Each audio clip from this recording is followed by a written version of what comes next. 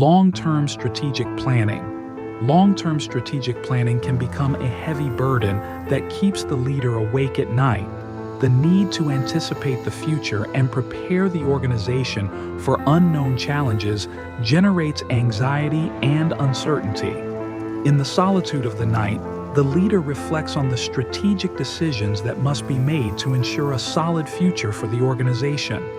They wonder if they are making the right bets and if the current strategies will be effective in the long term. The night brings back memories of past strategic decisions that either succeeded or failed. These memories influence the leader's perspective, generating a mix of confidence and doubt about current decisions. Although long-term strategic planning may seem like a solitary responsibility, it is a common challenge for all leaders.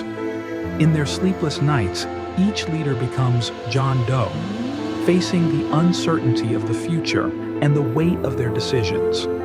Imagine a bright guiding star in the sky that symbolizes your organization's long-term vision and goals.